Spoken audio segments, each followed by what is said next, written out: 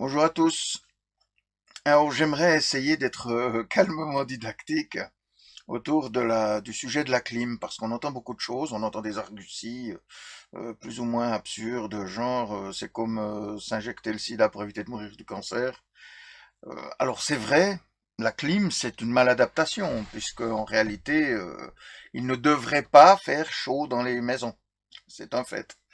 Seulement, il y a des erreurs, des biais cognitifs qui empêchent de voir les avantages et surtout de peser les inconvénients de l'isolation et de la rénovation. La clim, son gros avantage, c'est la vitesse. C'est-à-dire qu'on l'installe et c'est immédiat, les gens vont mieux. Alors on l'accuse de rejeter du chaud à l'extérieur. C'est vrai, mais ça ne contribue pas au réchauffement climatique pour autant. Ça crée des points de chaud en ville, c'est vrai, mais ça ne contribue pas au réchauffement climatique parce que le volume de calories global reste le même.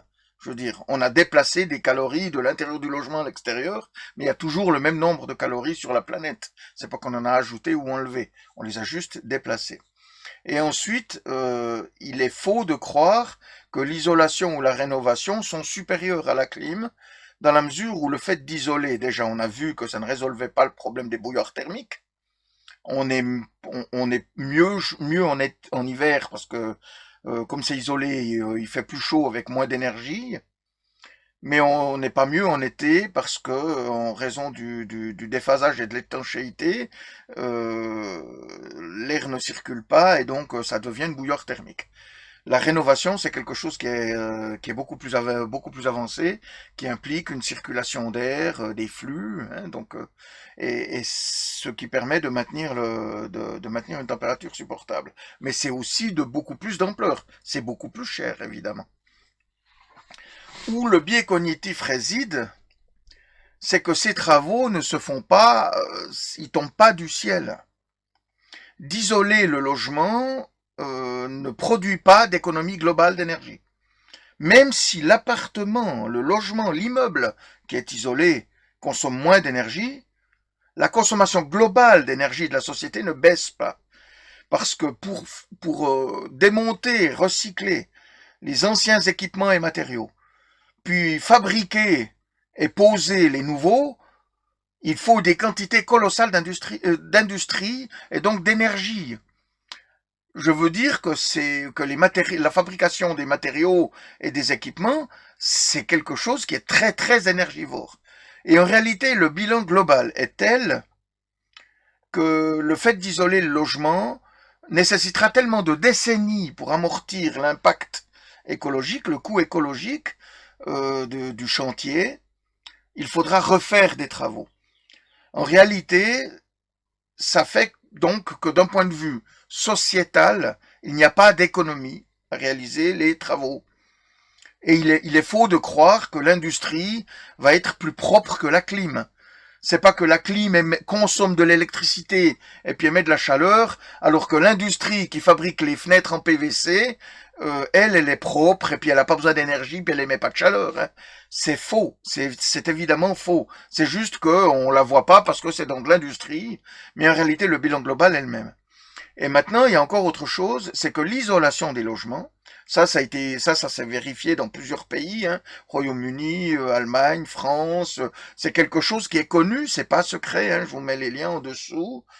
L'isolation ne permet pas de réaliser des économies. Pourquoi? Ben, c'est très simple. Parce que chez les pauvres, comme ils n'ont pas les moyens de consommer de l'énergie, ils n'en consomment pas. Et donc, quand vous isolez, vous améliorez leur confort, ce qui est très bien, hein, vous améliorez le confort. Mais vous ne réduisez pas leur consommation d'énergie. Vous leur permettez juste de mieux profiter du peu d'énergie qu'ils consomment. Et donc d'être plus à l'aise. Et donc il n'y a pas de gain énergétique. Ça fait que vous ne pouvez pas amortir les travaux. Il n'y aura jamais d'amortissement puisque on n'économise pas d'énergie. Et chez les riches, ils en profitent pour améliorer leur qualité de vie sans augmenter leur consommation d'énergie.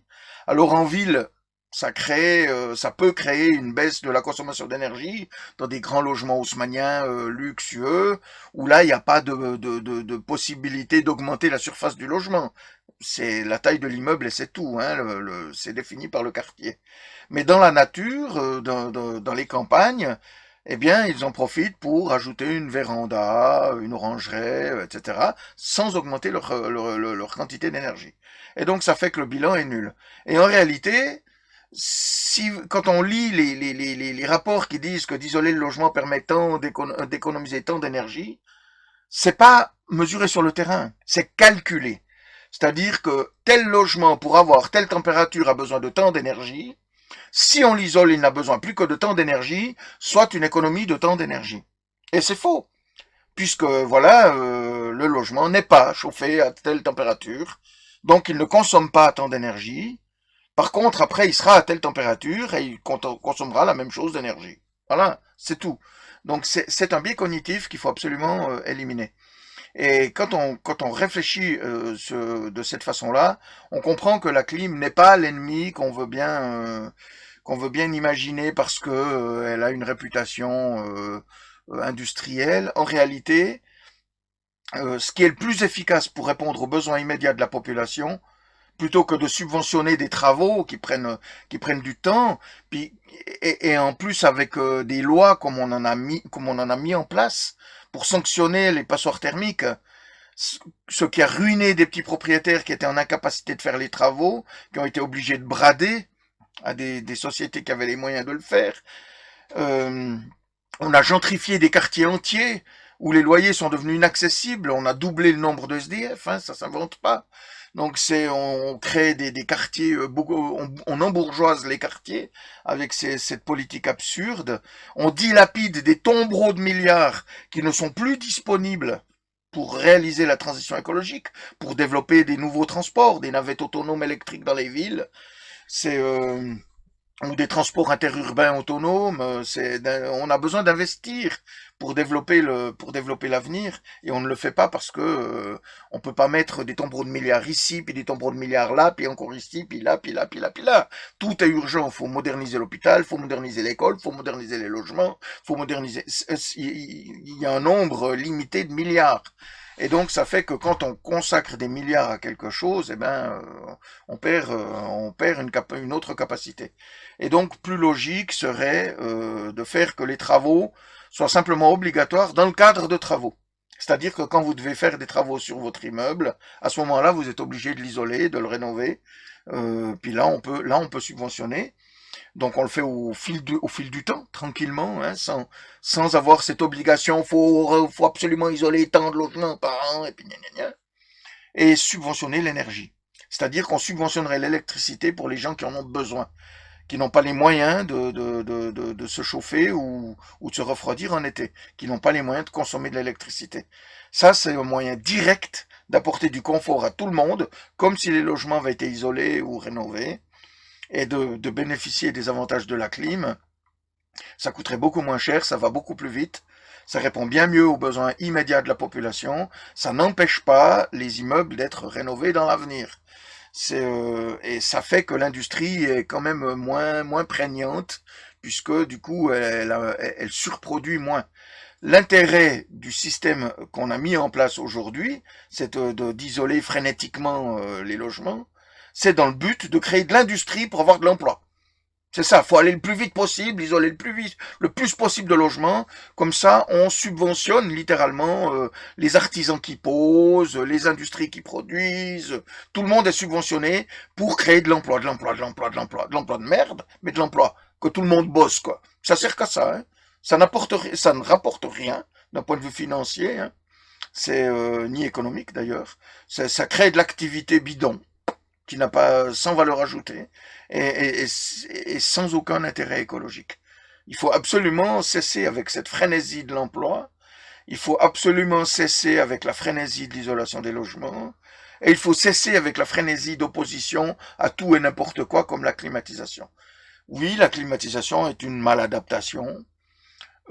Si on avait anticipé un peu il y a 20 ou 30 ans les choses, eh bien on n'en serait peut-être pas là. Mais non, elle n'est pas l'inconvénient que l'on présente parce que, à son mauvais bilan, il faut ajouter le mauvais bilan de l'isolation et de la rénovation. À bientôt.